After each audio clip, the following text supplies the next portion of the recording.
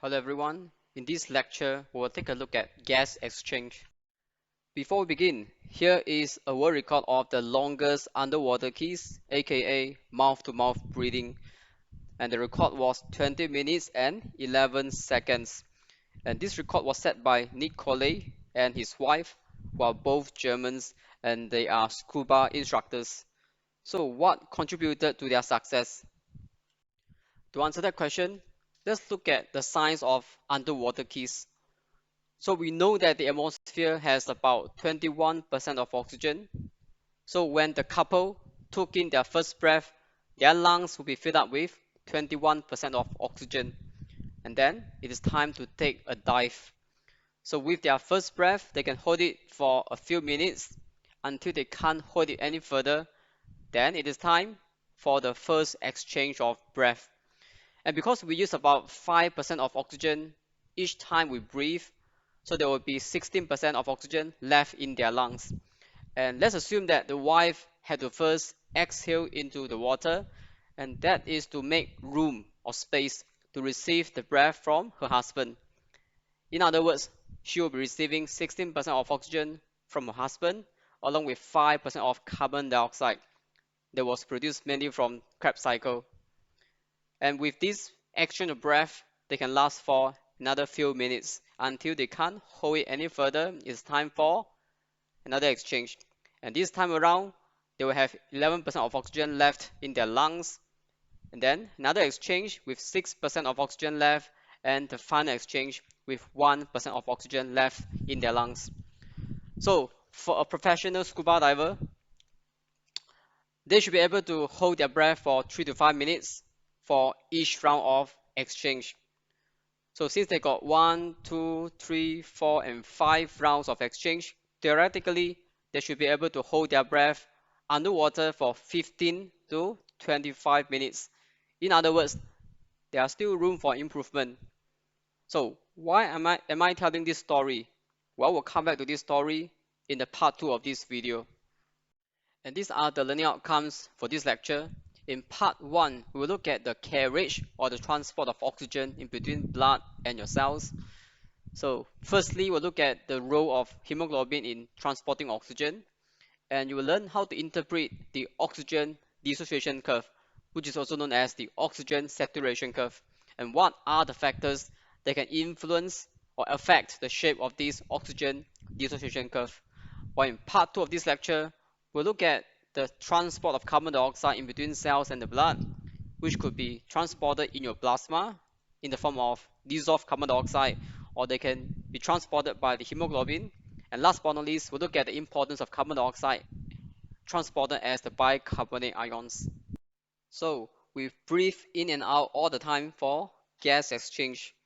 And that movement of air in between the atmosphere and our lungs is known as ventilation. And to make ventilation possible, well, we need two systems working together, which are our respiratory system and the circulatory system. So this first part is known as the external respiration.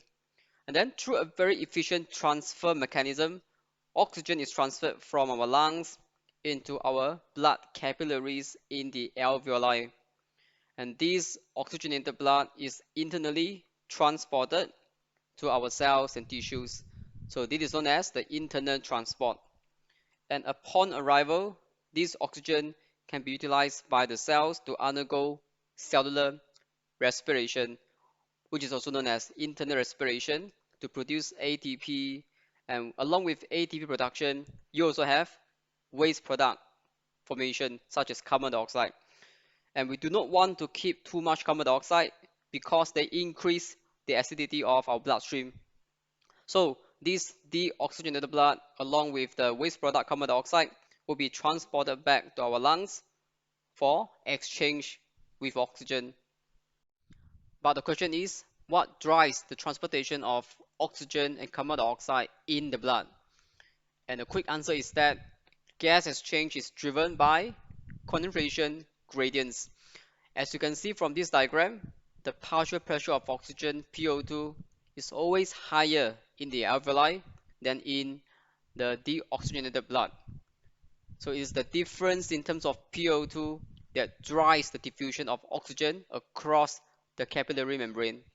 And similarly, in your oxygenated blood, you have a higher PO2 than in the tissue. So 100 minus 40, you have a net 60 millimeter difference. So you have another round of diffusion of oxygen from a bloodstream into the tissues. And it is the same story for carbon dioxide, because your tissues will always have a slightly higher pCO2 level, which is the partial pressure for carbon dioxide, than your bloodstream. So that drives the diffusion of carbon dioxide from the tissues into your bloodstream. And upon arrival at the alveoli, this CO2 will be diffused into your lungs and get exhaled out of your body. And in fact, concentration gradient is only part of the answer to this question, because there are more factors. And here is the complete answer. Because gas exchange happens through diffusion, so it is governed by the Fick's law.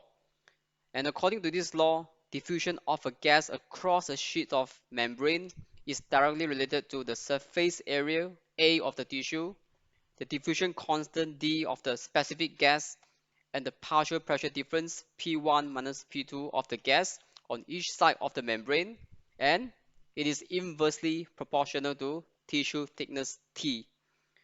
So which one refers to your concentration gradient? Well, obviously it is P1 minus P2. And on top of this, you have three other factors, which is total surface area of the membrane A, diffusion constant of the gas D, and T is the thickness of the tissue. And that explains why we need so many alveoli in the lungs, because that increases the total surface area.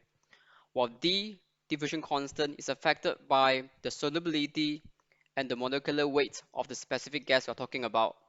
And as of T, we will need a very thin tissue membrane to facilitate diffusion. And as a matter of fact, both capillary and alveolar wall are very thin, which is about 0.2 micrometer. And now, let's look at the transport of oxygen in the blood. First of all, oxygen dissolves very poorly in the plasma. That's because oxygen is not very soluble in water, which is less than 2%. And as a result, plasma itself is not significant for the transport of oxygen. And where are the rest of oxygen then? Well, they are all bound to hemoglobin, which is the oxygen binding pigment molecule. So you have more than 98% of oxygen transported by the hemoglobin. And with the presence of this red pigment, the oxygen transport capacity is up by more than 70 folds. And what is interesting is that the binding of oxygen onto hemoglobin is not a static reaction. It is actually dynamic, which means it can adjust its binding affinity towards oxygen according to the oxygen demand of the body. We'll come back to that later in the second part. And here are just some additional information that the binding of oxygen onto hemoglobin is not a redox reaction, because such binding will not change the oxidation number or the oxidation state of the ferrous ion in the heme group. So it is always the same, which is 2 positive. So instead of calling oxidation, we call it oxygenation. And instead of calling reduction, we call it deoxygenation. Because a heme group can bind only one oxygen and a hemoglobin has 4 heme groups, so it can bind up to 4 oxygen molecules. But it happens in an interesting way, such that the binding of oxygen onto the hemoglobin will cause an allosteric change in structure, so that subsequent binding with oxygen will happen faster and more efficient. And this is known as the allosteric effect of oxygen binding. And this effect is reflected by this very typical sigmoidal shape of the oxygen binding curve. So in the sigmoidal curve, you'll always find a plateau or a flat face. Here is when your hemoglobin is saturated with oxygen. And it happens in your lungs when the oxygen partial pressure is around 100 millimeter mercury. But even when the oxygen level falls to, let's say, 80 millimeter, you still get a very high oxygen saturation level, which is about 90%. In other words, hemoglobin can get saturated with oxygen over a wide range of higher PO2 levels. And this is important because it allows people with different ventilation efficiencies, whether you are old or young, whether you are female or male, to get your blood in the lungs fully oxygenated most of the time. But in the tissues, when you have a resting partial pressure of 40 millimeter, you can see how a slight drop in the oxygen partial pressure, decreasing the percentage of oxygen carried by the hemoglobin. Therefore, you get the release of oxygen into tissues to supply the metabolic needs. So, why is this budding pattern important? Because it allows maximum oxygen uptake in your lungs, while at the same time, efficient oxygen release in the tissues. And now I'm going to show you an example. How does the binding properties of hemoglobin match oxygen delivery to demand? So when we are at rest, our arterial blood PO2 level is at 100 millimeter. So that is a fixed value or a constant, provided we are at the sea level. Now, on the other hand, the partial pressure of oxygen in our tissue is about 40 millimeter. So that's because even if we are not having exercise, we do maintain a basal metabolic rate for the basic cellular function. And fulfill that metabolic demand, around 30% of oxygen is released from the hemoglobin.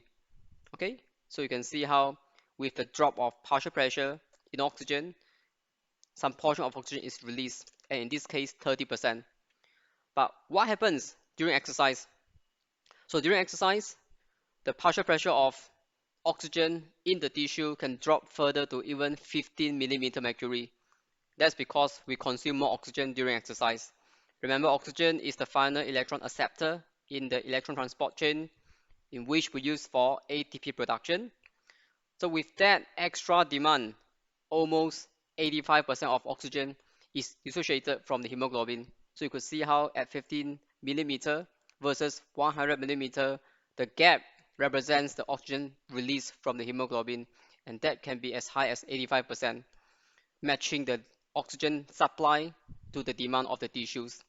So this will not be possible if the oxygen binding curve is merely a linear curve.